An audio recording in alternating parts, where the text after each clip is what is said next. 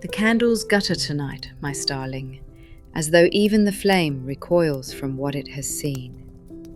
The wax has run wild across the table, curling into pale rivers that harden in silence. I have tried to mend my yarn, to keep my hand steady upon the needle, yet the thread knots itself, trembling, as though it too has begun to listen. Tell me, have you felt it? That uneasy hush that follows each telling. The way the walls seem closer, the air thicker, as if the story were breathing with us. I cannot tell any more where the string of pearls ends and where we begin. London's fog seeps under the door, and I swear I heard a footstep just beyond the hall. Slow, deliberate, dragging. Perhaps only the house settling, or perhaps the dreadful has slipped its pages and come calling. Stay with me, my starling. Whatever walks tonight, let it find us together. The tale deepens, and it remembers every name we whisper.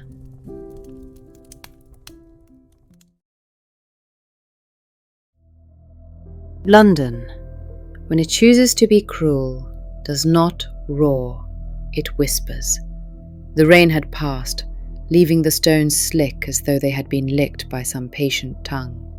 Night breathed damp into every crevice, and the lamps, hallowed with mist, gave little enough courage. Colonel Jeffery and Johanna Oakley stood together in the alley behind the barber's house, staring at the trapdoor that had nearly been her coffin. The bolt they had thrown still held. The wood beneath it was silent, but silence, Johanna knew, was never innocence. Jeffery drew a breath through his teeth. We cannot leave it at this. No, Johanna said. Her voice shook, but her eyes did not. We go down, tonight. He studied her, the wet cap pressed to her hair, the shawl wrapped tight, the stubborn line of her jaw, and gave the smallest nod. Then we go down together. They raised the trapdoor, lantern shielded, and descended. The stair was narrow, the air thick with damp, and the dark pressed them as if jealous of the light. Johanna carried the lantern low. Jeffery kept his sword cane ready, though the space allowed him barely room to swing. At the bottom, the passage stretched, its brickwork too new, its mortar too smug. Grooves scored the floor, licked had been dragged. A smear darkened the wall, sticky in the lamplight. Johanna crouched, touched it with one fingertip, and recoiled. She wiped her hand hard against the stone. Blood, Jeffery said quietly. They went on.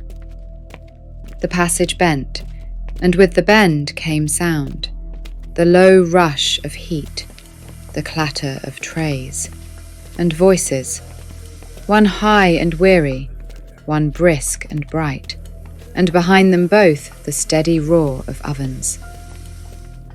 They crept forward until a grille set into the wall gave them sight. Johanna lifted the lantern just enough. The world beyond was a furnace dressed as a bakehouse. Vaulted ceilings bent low over brick ovens whose mouths glowed with steady fire. A long table bore neat rows of pastry lids, steam rising in ghostly ribbons. Flour drifted in the air like pale ash. The heat pressed against the grill until their faces sweated. At the table worked the boy, that frail figure powdered white by flour and fear. His hands moved without rest, shaping, sealing, glazing, feeding tins into the yawning dumbwaiter. The rope juddered, the box ascended with its freight, and in return descended empty, hungry for more. The boy's face was hollowed by sleeplessness. Twice he paused, only to snatch his hands back to labour when a voice rasped from a low vent, "Work or sleep forever." Beside him moved Mrs. Lovett, neat as ever, not a hair disturbed by the oven's breath. She touched lids, tasted gravy, ordered measure and pepper with the ease of a conductor guiding musicians. Her smile was thin and exact. Johanna pressed against the grill, willing herself not to cry out. She had suspected. She had followed threads of smoke and rumour.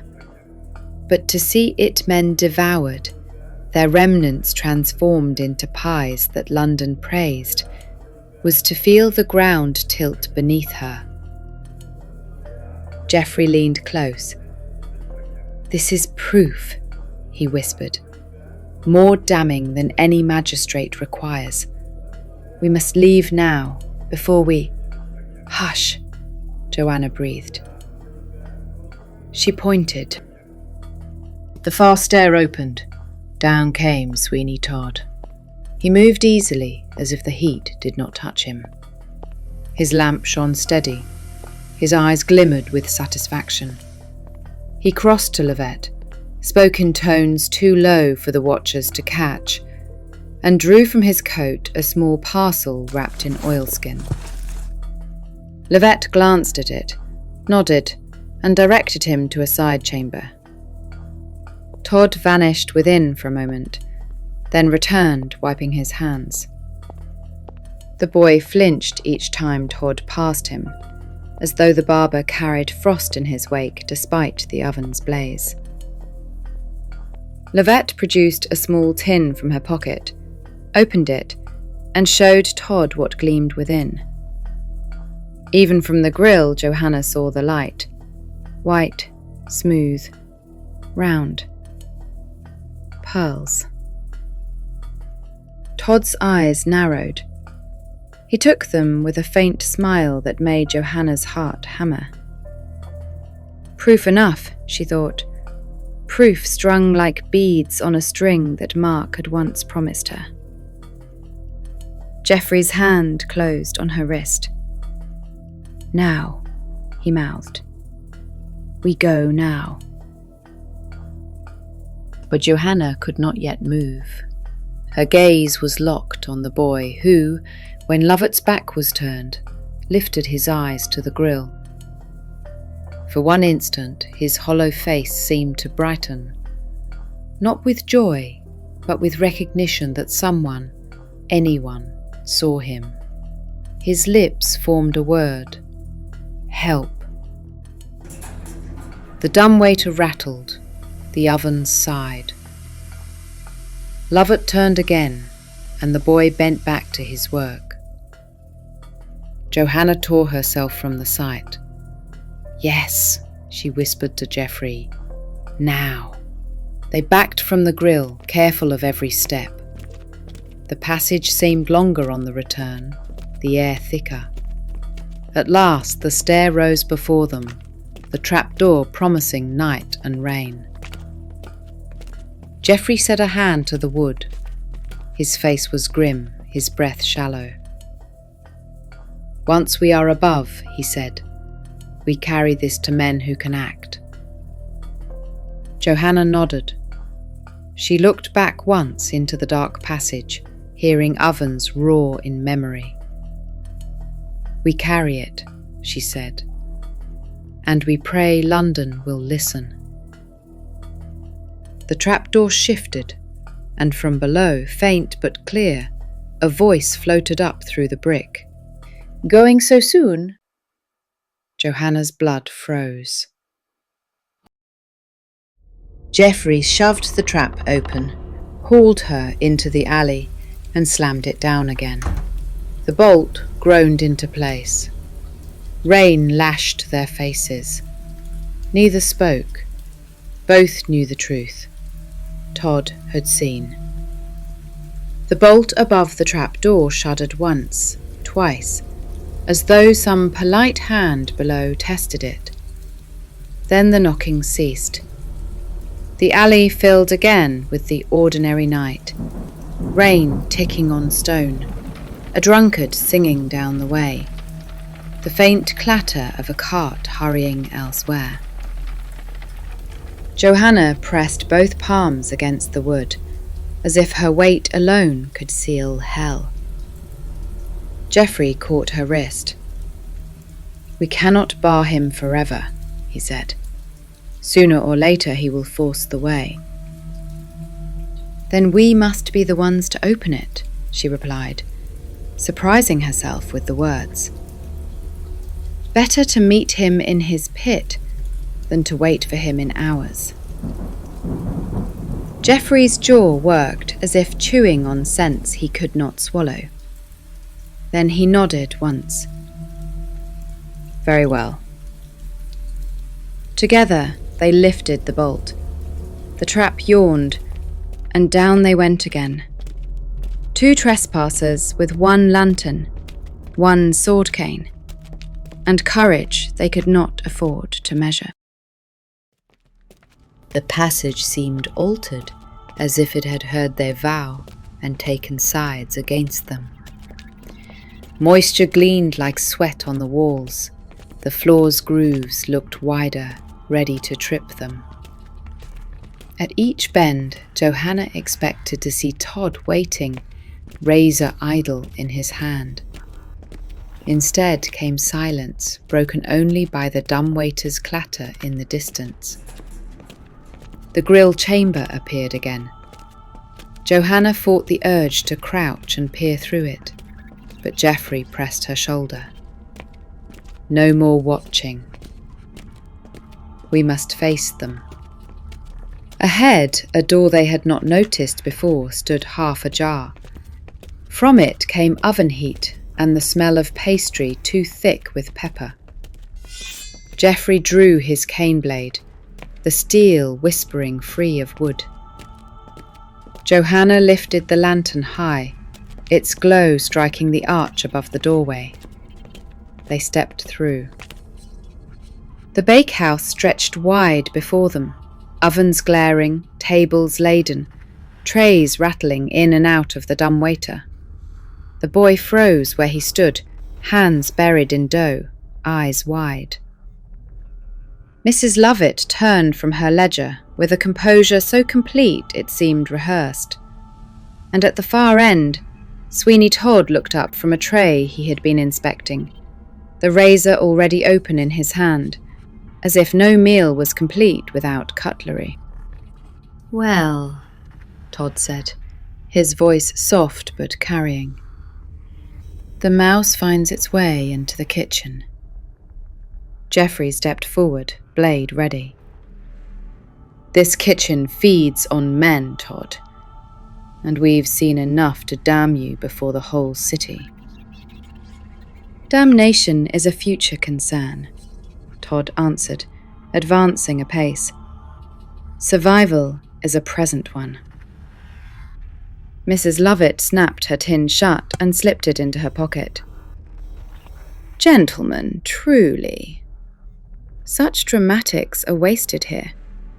London eats, London pays, London forgets. What more is there?" Johanna's voice surprised them all with its steadiness. "There is memory. There are names. Mark and Jestries among them." At that, Todd's eyes glinted. "Ah, the pearls." He touched his breast where a parcel might ride. "A lover's bauble makes for fine pastry, Miss Oakley. Though I confess I prefer pepper." The boy made a strangled sound. He dropped the dough and took a step forward, as if torn between terror and confession. Todd's gaze flicked to him, and he froze again, hands shaking. Jeffery shifted, placing himself between Johanna and Todd. "We will leave here," he said evenly, "and you will not follow. If you try, London will hear what we know before you can silence us." Mrs. Lovett laughed, short, sharp. "London hears nothing it does not wish to. I feed them proof every day, hot and peppered. They beg for more. Johanna lifted the lantern higher. Its flame caught on the hooks above the table. Hooks that swayed though no wind moved them. Hooks that remembered weight. She felt bile rise. "You will answer for this," she said. Todd's smile thinned. "Answering is for the weak." He stepped closer. The ovens roared behind him. The dumbwaiter rattled, carrying its unspeakable freight upward. The room seemed to shrink until only 4 figures remained: predator, accomplice, witness, and defender. The boy broke the stillness with a whisper. "Please." His eyes darted to Johanna, then to Jeffery, then down at his flour-caked hands. "Please, take me." Todd's head turned slowly. "Work or sleep forever," he said, and the words dropped into the silence like stones. The boy shrank, but he did not move back to the dough. He stood trembling, defiance a flicker no oven could bake away.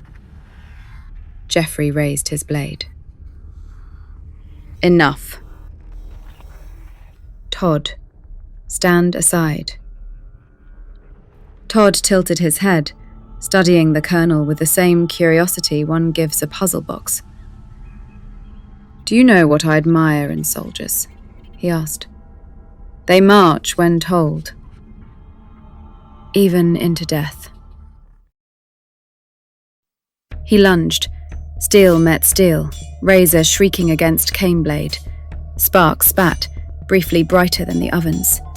Jeffery held his ground, forcing Todd back a step. Mrs. Lovett slipped toward the stair, her skirts brushing tins, her expression unreadable. Johanna seized the boy's hand and pulled him towards the passage. "Come, now!" she shouted. The boy stumbled after her, lantern swinging wild. Behind, Jeffery and Todd clashed, blades biting at air, at cloth, at flesh. The ovens roared approval. Todd pressed hard, his height and reach forcing Jeffery back. "You cannot win, Colonel." "Steel is my tongue, and London listens to me," Todd said with assurance. "Then may it choke on you," Jeffery spat, driving his blade forward. Johanna dragged the boy into the corridor. The lantern flared against the bricks, making shadows run. She heard Jeffery shout her name, half warning, half farewell. She turned. Todd had driven him nearly to the grill wall, the razor glittering inches from his throat. The lantern guttered. The dumbwaiter clattered down with a fresh tray, its lid jostling loose to reveal a pale, unmistakable sliver of flesh. The boy cried out. Johanna lifted the lantern high. "Jeffery!" she exclaimed. Todd's eyes flicked to her, and in that flicker, Jeffery struck. His blade scored Todd's shoulder, driving him back a pace. The razor flashed, hungry but denied. They stood locked in that furnace-red chamber, heat, steel, fear, and proof enough to burn a city. And from the stair behind Mrs. Lovett's skirts came the pounding of boots. Others. The pounding on the stair had a language of its own, boots speaking urgency into timber. Mrs. Lovett paused, hand on the newel post, and in that fractional stillness measured a dozen possibilities and cancelled all but one. She turned her head, half smiled at Sweeney Todd, and said lightly, "We have guests." "Uninvited," Todd murmured, and pressed Jeffery another pace toward the wall. Johanna pulled the boy deeper into the corridor mouth, lantern lifted. Heat chased them like a breath. The ovens roared behind, eager as a crowd. The dumbwaiter clacked up, down, up, the room's metronome of appetite. A voice above the stair shouted, "Hoy!" A watchman's bark, uncertain yet armed with authority. Another voice, winded and angry, followed. "Stand from there in the king's name!" Mrs. Lovett's smile thinned to wire. "Gentlemen," she called up the stair, sweet as peppermint. "Mind your footing. Fresh glaze on the tiles." Jeffery broke the deadlock with a soldier's decision. Not the cleverest, the necessary. He feinted left, cut right, and drove his cane blade into Todd's shoulder seam. Just enough to bite, not enough to maim. Todd hissed, not pain so much as insult, and sprang back with a cat's unearned grace. Blood threaded his coat, a thin, elegant line. "Go!" Jeffery barked to Johanna without looking. "Take the boy." Todd heard. Todd always heard. He pivoted, razor angling, but the watchmen were already upon the stair. Two figures crowded together by architecture, clubs drawn, faces pinched by heat and disbelief. Their charge faltered at the sight below. Ovens like hellmouths, trays marching, a woman immaculate amid it, and the barber, tall and calm, shining steel in hand. "What?" Confused began the first, eloquence failing under circumstance. "Gentlemen," Mrs. Lovett repeated, "you're just in time to witness a breach of the peace by strangers trespassing in my bakehouse." The second watchman, slower to be charmed, jabbed his club toward Todd. "Put down the blade." Todd did not. Todd smiled. Jeffery pressed his advantage, stepping between the watchman and the razorman, keeping his point up as if the steel itself could argue for reason. "You will lower that razor," he said threateningly to Todd, "or London will see your face by daylight with a rope for company." "London," Todd replied, "has company enough." The boy's hand shook in Johanna's grip. He looked not at the men, but at the trays, those neat lying soldiers of crust, and made a small sound that would have been weeping if the heat had not charred tears away. "Miss," he whispered, drawing closer. "Please." "We're going," she said, and believed it for one brave heartbeat. The heartbeat ended when Mrs. Lovett moved. She did not scream or strike. She adjusted. A lid here, a lever there, a touch upon the dumbwaiter's rope that made it shudder and drop a fraction faster. The oven doors slammed like verdicts. The room's rhythm changed, and in the new rhythm Todd lunged, steel writing an arc that made both watchmen recoil by instinct rather than choice. Jeffery parried, but space that would have served him shrank under his feet. The wall curled inward like a conspirator.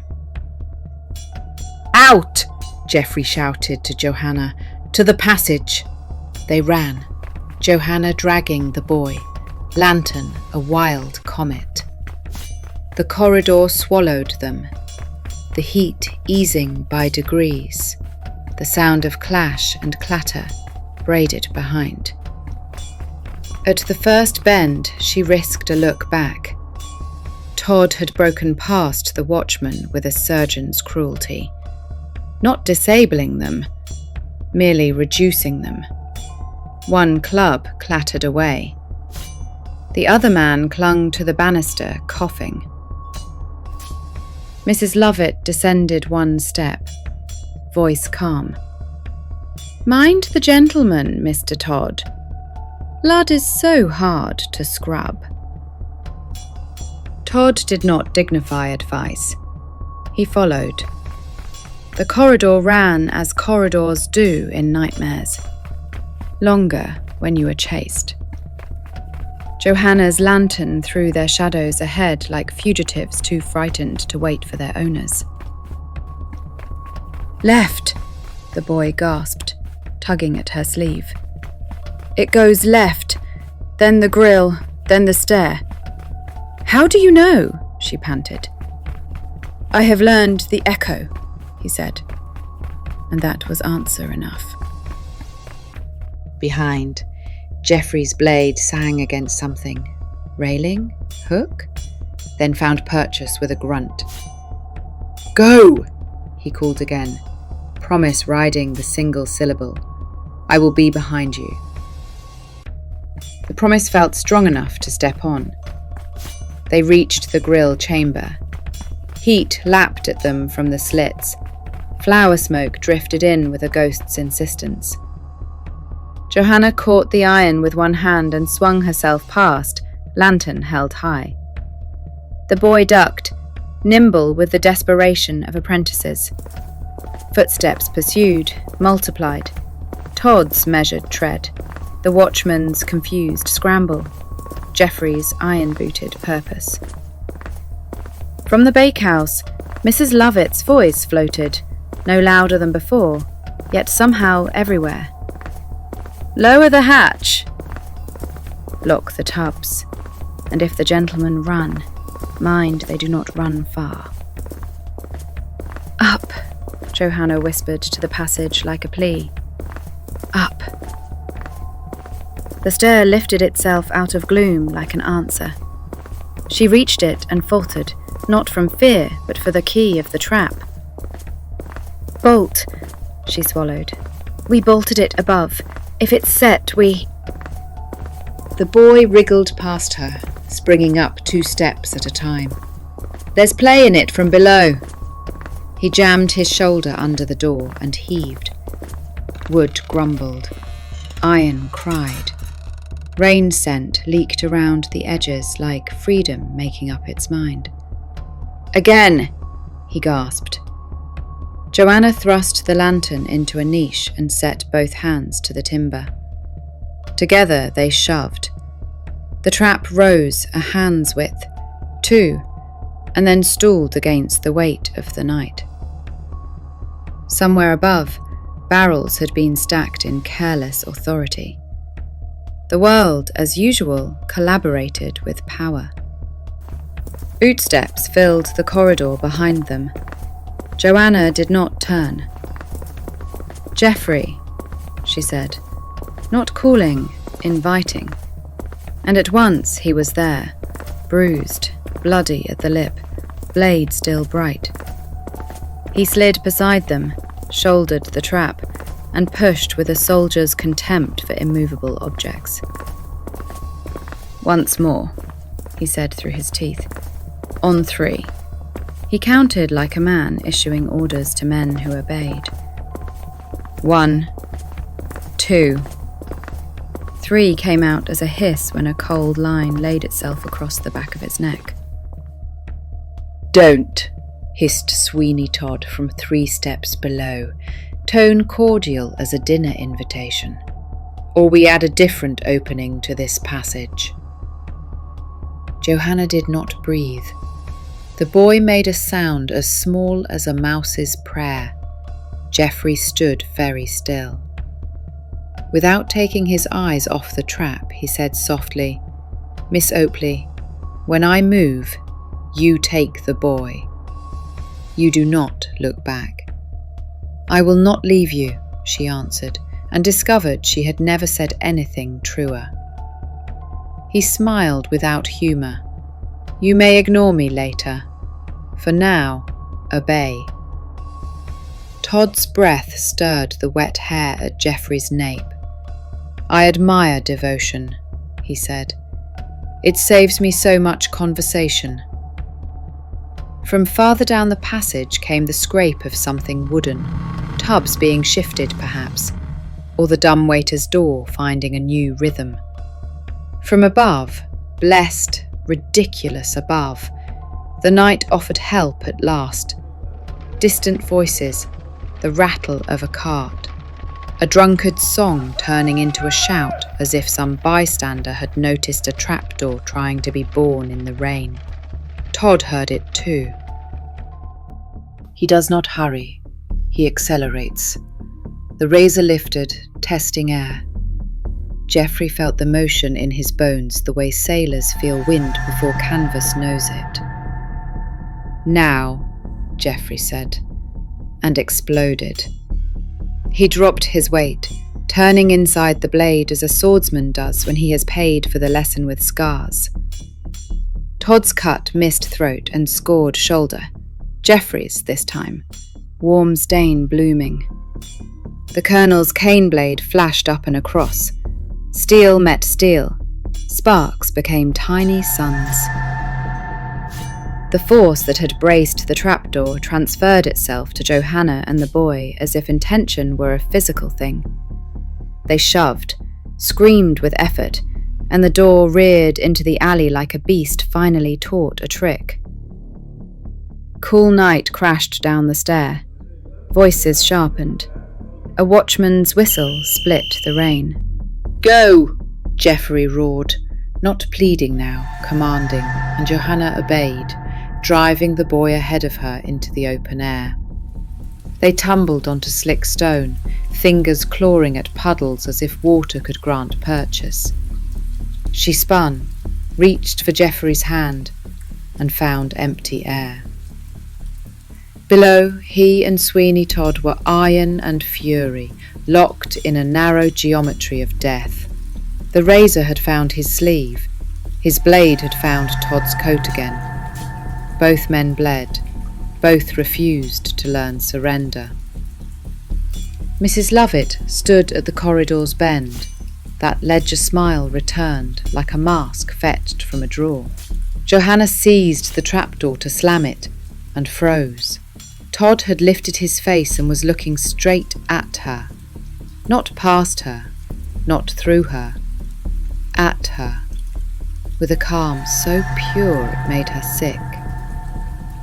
"Close it," he said pleasantly, as if offering service. "London likes its secrets warm." The boy yanked at Johanna's arm. "Miss!" Shouts converged in the alley. A lantern bobbed. Another watchman, perhaps two. A hand landed on Johanna's shoulder. Civilian, rough, helpful, ignorant. Rain battered the boards, begging for a decision. Johanna dragged breath into her lungs and threw the trapdoor down. It struck wood, sang like a shield, and held. For a single beat, the alley knew victory. Then, from beneath, something hit the door hard enough to lift it an inch. Another blow followed. Calculated, not furious. A third, placed exactly where a carpenter would say the grain was weakest. The bolt jumped. The door lurched open 2 inches, not by their will. And in that black seam, a sliver of lamplight found a curve of metal moving upward, easy as a smile.